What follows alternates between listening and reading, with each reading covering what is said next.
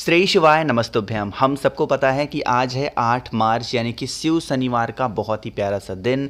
और आज आप सभी को सरसों और तिल का तेल एक ही दीपक में डाल करके जलाना है, जिससे आपके घर में कभी भी शनि की साया ना पड़े और हमेशा देवी माँ लक्ष्मी की कृपा घर के ऊपर आपकी बनी रहे।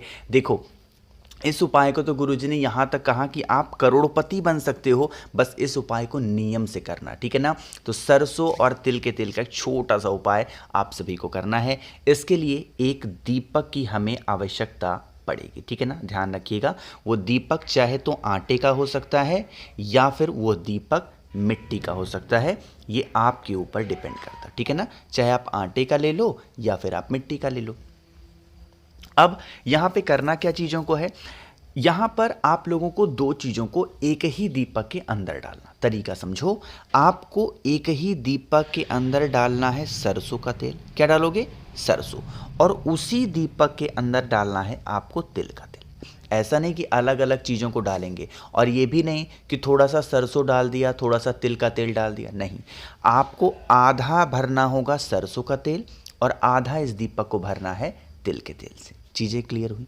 अब क्या करना है, आप सभी लोगों को उस दीपक को लगाना है महादेव के शिवलिंग के पास में। शनिवार का दिन है, शनि की साया, शनि की 7:30 हमारे घर पे ना पड़े, इसके लिए हम महादेव से विनती करेंगे, है ना।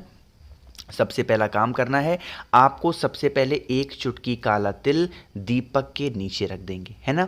और उसी काले तिल के ऊपर दीपक को आपको रखना है। कौन सा?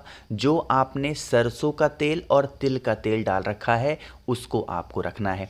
अब आप सभी लोगों को इस दीपक के अंदर लगाना है गोल बत्ती। ऐसा नहीं कि लंबी बत्ती लगा दोगे। क्यों?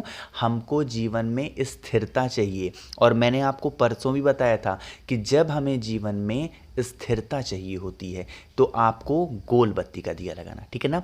तो महादेव की शिवलिंग के पास में आप इस दीपक को प्रज्वलित करेंगे, आप इस दीपक को जला देंगे, ठीक है ना। जब दीपक को जलाओगे, जलते हुए दीपक के अंदर भी आपको क्या डालना होगा? एक चुटकी काला तिल डाल देना। जो भी व्यक्ति घर में आपके परेशान हो, वो किसी भी कारण से हो सकता है, धन को लेके, व्यापार को लेके, नौकरी को लेके, इज्जत को लेके, किसी भी चीज़ को लेके, तो आप इस उपाय को करेंगे। मेरी बातें समझ में आई? तो पहला उपाय आपको समझ में आ गया है। आगे बढ़ते हैं अब इस वीडियो के हम लोग अपने दूसरे उपाय की तरफ, जो कि हमें करना है पीले चंदन के साथ में। अब सबसे पहले समझ लेते हैं कि इस पीले चंदन का उपाय हम करते हैं तो हमको बेनिफिट क्या होगा। जैसे आज के टाइम पे ऐसा देखा गया है, एक घर की कंडीशन में नहीं बता रहा हूँ आपको, बहुत सारे ऐसे घर हैं जिनके घर में लोग रोग से पीड़ित हैं। लोगों के घरों में क्रोध करने वालों की जो संख्या है वो दिन प्रतिदिन बढ़ती जा रही है। तो आप सभी को पीला चंदन लेना है, साथ ही साथ आप सभी लोगों को लौंग लेना है। क्या लेना है? लौंग। पीला चंदन लेंगे और लौंग लेंगे, साथ ही साथ आपको तांबे का लोटा लेना है, उसमें जल भरना है। यह कौन सा दिन है? शनिवार का दिन है। आप सभी लोग इस कलश के अंदर कोशिश करिएगा, इत्र अगर आपको मिल जाता है ना, सभी के घरों में मिल सकता है इत्र, आप लोग लेके आते होगे, पूजा पाठ करते होगे, इत्र का इस्तेमाल करेंगे। कलश के अंदर इत्र डालेंगे और पहुंच जाएंगे सीधा महादेव के शिवलिंग के पास में। अब जो मैं तरीका बताने जा रहा हूं, उसको, मेरी बातों को ध्यान से सुनिएगा। सबसे पहला काम करना है कि आपको महादेव की शिवलिंग के पास जा कर के खड़े होना है। जो आपके पास में पीला चंदन है, सबसे पहला काम करेंगे, उस पीले चंदन का लेपन महादेव की शिवलिंग के ऊपर ही करना है, कहीं और नहीं करना है, ठीक है ना। पीले चंदन का लेपन करो। पीले चंदन का लेपन करने के बाद में जो आपके पास में जल है वो महादेव की शिवलिंग के ऊपर चढ़ाएंगे। अब देखो, शनिवार के दिन जब हम कोई उपाय महादेव की शिवलिंग के ऊपर करते हैं तो कौन सा नाम लेते हैं? अरे बताओ भाई, कौन सा नाम लेते हैं? काशी विश्वनाथ महादेव का स्मरण करके आपको जल चढ़ाना। अभी आपके पास में लौंग है, कितने? 4-5 लौंग होंगे। अब जब आप जल समर्पित कर चुके हैं तो जो भी व्यक्ति घर में बीमार रहता हो या जो भी व्यक्ति घर में क्रोध करता है, उस व्यक्ति का नाम और गोत्र बोल के आप सभी को वो 5 लौंग आप सभी को महादेव के शिवलिंग के ऊपर समर्पित करना, ठीक है ना। करके देखिएगा इस उपाय को, आपके घर परिवार में बहुत कोई भी प्रॉब्लम नहीं होने वाली है, पूरा परिवार आपका खुश ज़रूर रहेगा। ठीक है ना। चलो आगे बढ़ते हैं अब इस वीडियो के हम लोग अपने तीसरे उपाय की तरफ, जो कि आप सभी को करना है शमी के पत्ते के साथ में। अब यह उपाय आप सभी को स्पेशल तरीके से करना होगा, लेकिन कैसे, सब कुछ बात करेंगे। जल्दी से करिए वीडियो को लाइक, जिसने अभी तक चैनल को सब्सक्राइब नहीं किया, मेरी आवाज़ आप पहली बार सुन रहे हैं, चैनल को ज़रूर सब्सक्राइब करेंगे। ठीक है ना। देखो, इस उपाय को बताने से पहले एक छोटी सी बात मैं आपको समझाना चाहता हूँ। देखो, होलाष्टक स्टार्ट हो गया है ना। होलाष्टक क्या होता है समझ लो। 14, आपको पता है 14 मार्च को होली का पर्व है। होली से ठीक 7 दिन पहले क्या लगती है, होलाष्टक। और इस बार 7 मार्च से लेकर के और 13 मार्च तक क्या है आपका, होलाष्टक है। यानी कि इन तिथियों के बीच में आपको कोई भी शुभ कार्य नहीं करना।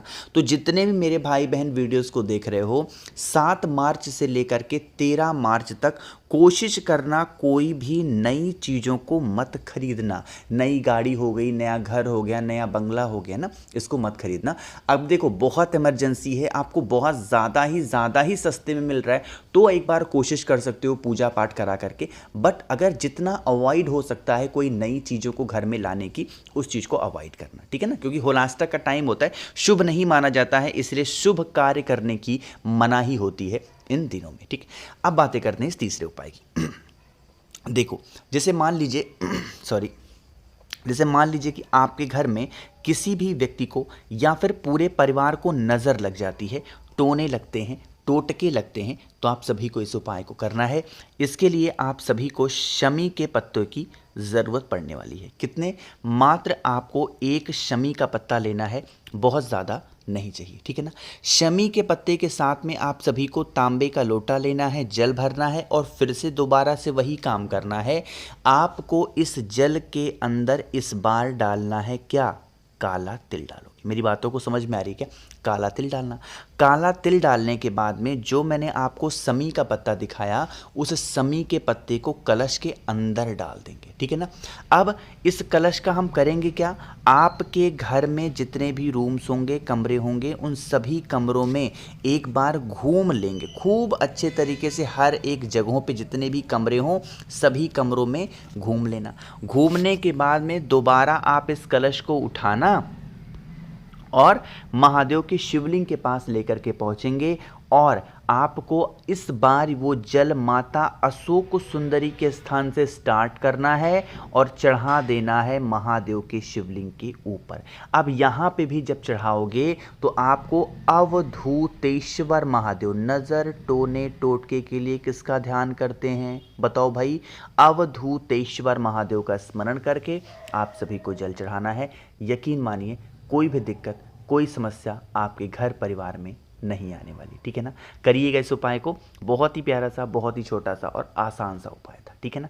तो 3 उपाय आपको समझ में आ गए। बहुत ही स्पेशल सा, बहुत ही प्यारा सा उपाय हम लोग बात करेंगे, जो कि यह उपाय स्पेशली होगी किसके लिए, धन संपदा के लिए। और हाँ, सिर्फ धन के लिए नहीं, अगर कर्ज भी आपके घर में बढ़ चुका है और कर्ज की समस्या सॉल्व नहीं हो पा रही है, देन आप इस उपाय को निश्चित करेंगे। ठीक है ना।